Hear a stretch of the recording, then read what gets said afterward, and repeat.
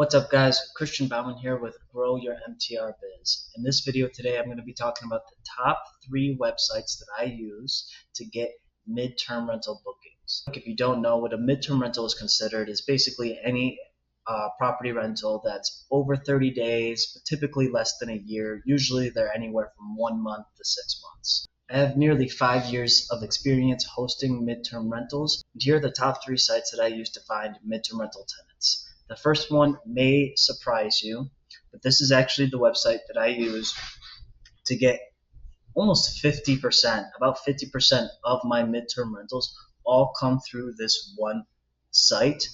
I have a little bit of a love-hate relationship with this website, but what I can't deny is that they have traffic. So many people use this website, and the website I'm talking about is Airbnb.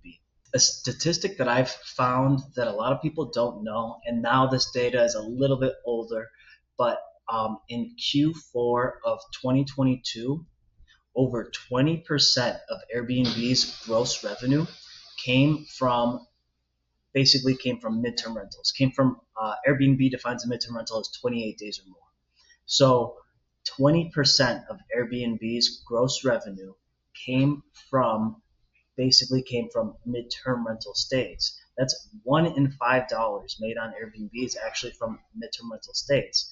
Now, one thing to consider is that most hosts are not optimizing their Airbnb listings to pick up these midterm rental bookings. Most hosts are so focused on picking up weekend stays and 3 and 4 night stays. They don't even consider about optimizing their listings towards picking up these 2, 3, 4 month stays on Airbnb. So what I do is I actually list all of my furnished rentals on Airbnb and set it with a 30-night minimum. That way I'm not accepting any short-term rentals. I'm only accepting these longer midterm stays. And whenever somebody does a search on Airbnb for a multi-month stay, my listings will typically come right up at the top.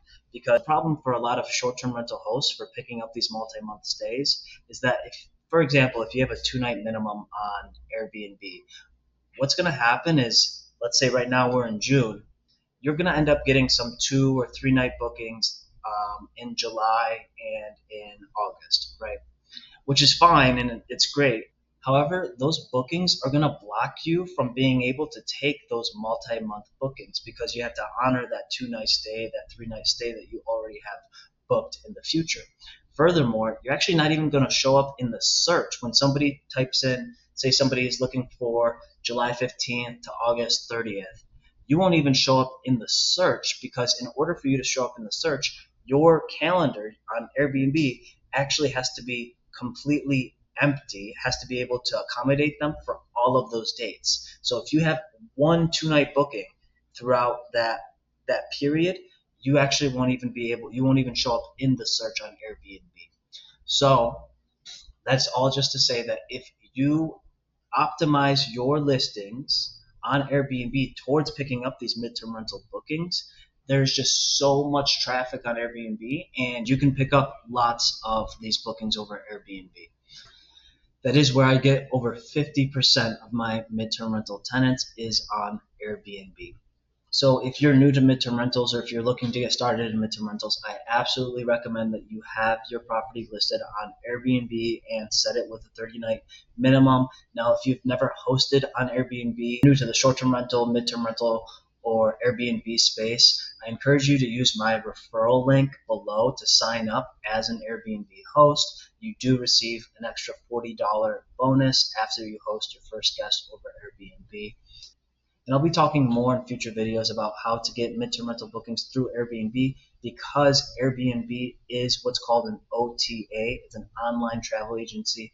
So it's its own whole other beast compared to listing your property on other more traditional listing sites.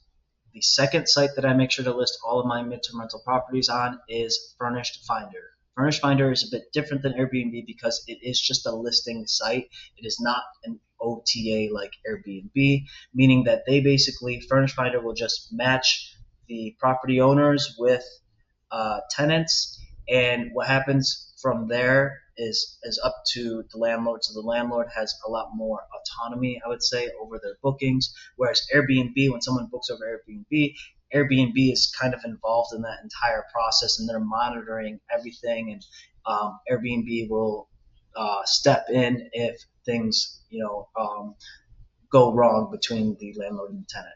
Furnish Finder is just a listing site, more similar to something like Zillow, for example.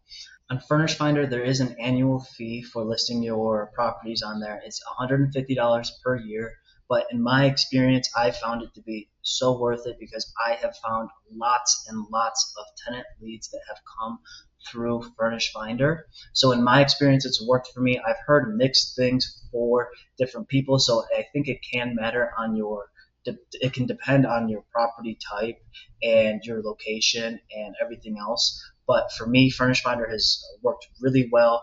I have a lot of more budget studio apartments, and I think that tends to work really well on Furnish Finder.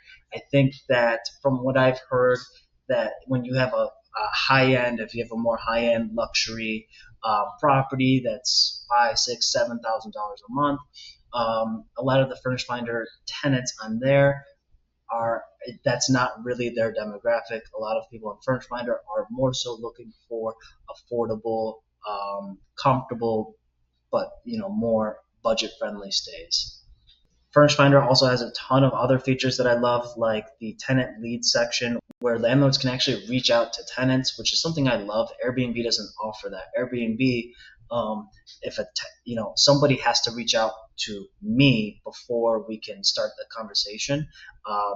I can't reach out to potential guests on Airbnb until they first reach out to me. So that's something cool that Furnish Finder allows is for tenants to put up a housing request and allow for landlords to actually reach out to them. And I can make a whole bunch of videos just breaking down everything about Furnish Finder because there's a lot to know about that site as well. So for me, those two listing sites have been the absolute best. Those are by far the best ones that I have found.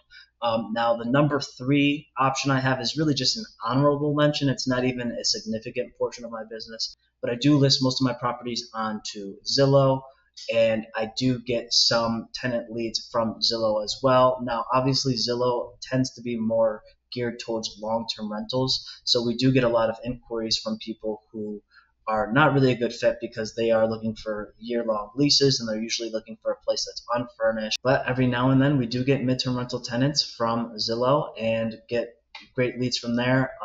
Most recently we had a group of students that reached out to us through Zillow and they ended up booking one of my properties for 9 months. Now there are a bunch of other honorable mentions. You do want to make sure that you are listing all of your properties with the insurance housing databases, which that is a whole nother video.